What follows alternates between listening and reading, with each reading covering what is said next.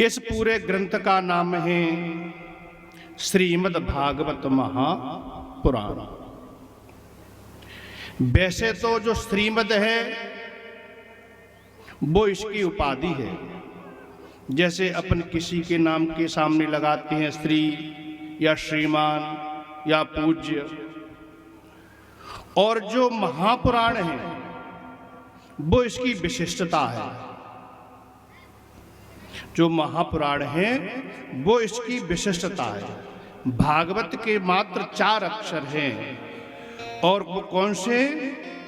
भागवत, ये 4 अक्षर हैं। भातेषु सर्वेषु लोकेषु गीयते नारदादिभिः वरेण्यम सर्वशास्त्रेषु तस्मात् भागवतम विदुः। पहला इसका अक्षर है भा। भा का अक्षर, भा का अर्थ है भांति सर्वेषु लोकेषु, भांति सर्वेषु लोकेषु। इसकी जो प्रसिद्धि है वो सभी लोकों में है। और गा का अर्थ है गीयते, जिसका जो गायन किया है वो नारदाद ऋषियों ने किया है। और इसका तीसरा अक्षर है वा। वा का अर्थ है वरेण्यम। ये 6 शास्त्र 18 पुराण सब में श्रेष्ठ है। और चौथा अक्षर है इसका ता। ता का अर्थ है तस्मात् भागवतम विदुः, इसलिए इसका नाम भागवत पड़ा। कृष्णं नारायणं वन्दे, कृष्णं वन्दे व्रजप्रियं, कृष्णं द्वैपायनं वन्दे, कृष्णं वन्दे प्रथासुतम्।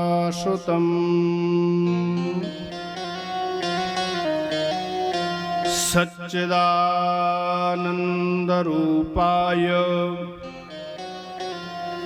विश्वोदपत्यादहेतवे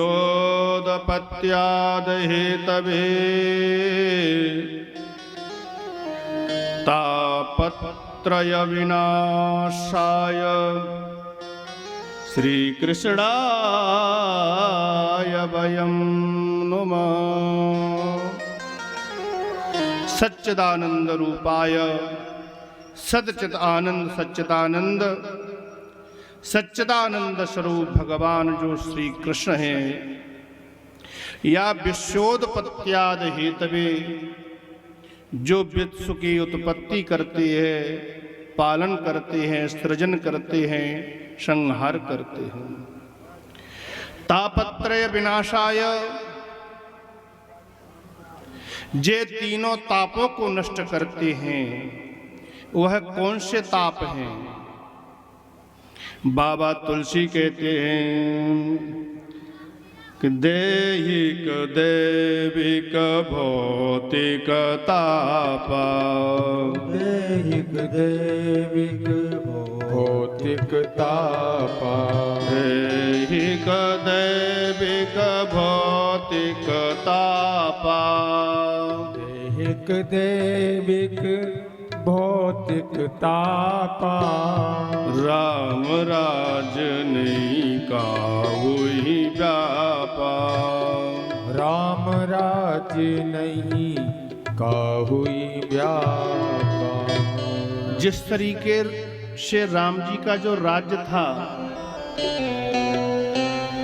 उसमें दैहिक दैविक भौतिक ना ही आपस में किसी का झगड़ा होता था, ना ही कभी किसी को कोई सताया जाता था, ना ही किसी को कोई बीमारी होती थी। ऐसा हमारा राम जी का राज्य था।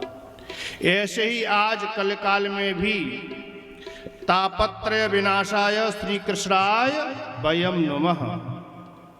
जो तीनों ताप होते हैं, तीनों तापों को नष्ट करने की जो क्षमता है वह श्रीमद् भागवत महापुराण में है।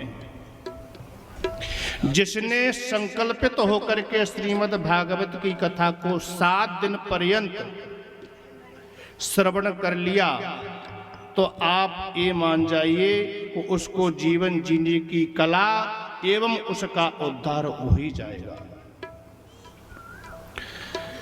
यं प्रव्रजन्तमनुपेतमपेतकृत्यम्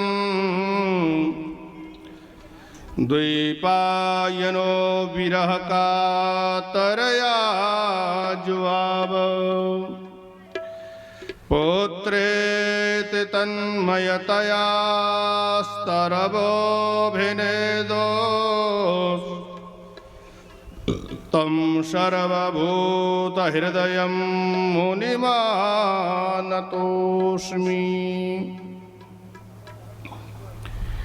जैसे ही सुखदेव जी महाराज का जन्म हुआ और जन्म होते ही ना ही उनका नामकरण संस्कार हुआ, ना ही उनका यज्ञोपवीत हुआ और ना ही उनके जो और भी संस्कार होते हैं वो हुए। अब जैसे ही सुखदेव जी महाराज का जन्म हुआ और जन्म होते ही वो जंगल के लिए दौड़ दिए।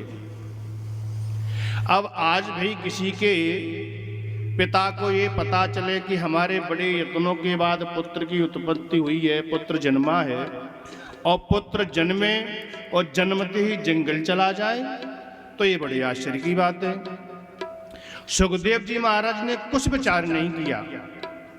अब जैसे ही उनका जन्म हुआ उनने कि मैं जानता हूं ये जगत मिथ्या है, इसमें रह करके मैं क्या करूंगा। पुनरपि जननम पुनरपि मरणम पुनरपि पुनरपि मरणम पुनरपि जननी जठरे शयनम पुनरपि जननी जठरे शयनम। सुखदेव जी महाराज इस बात को जानते हैं कि व्यक्ति संसार में पुनरपि जननम पुनरपि मरणम पुनरपि जननी जठरे शयनम, व्यक्ति बार बार जन्म लेता है, बार बार माता के गर्भ में आता है, पर वो कुछ आने के बाद इतना ही करता है कि जो साक्षात भगवान का स्वरूप है, वो भगवान का यतन है, भगवान का भजन है, उसे नहीं कर पाता। जैसा ही उसने जन्म लिया, जन्म होते ही व्यक्ति बड़ा हो जाता है। भाई घर वाले विद्या अध्ययन करने के लिए भेजते हैं। जब बालक विद्या अध्ययन करने से लौटता है तो घर कहते हैं भाई विवाह शादी करो। विवाह शादी हुआ, फिर भाई जैसे ही उसके भी वंश वृद्धि होने लगती है। तो सुखदेव जी महाराज इन झंझटों में पड़ना नहीं चाहते।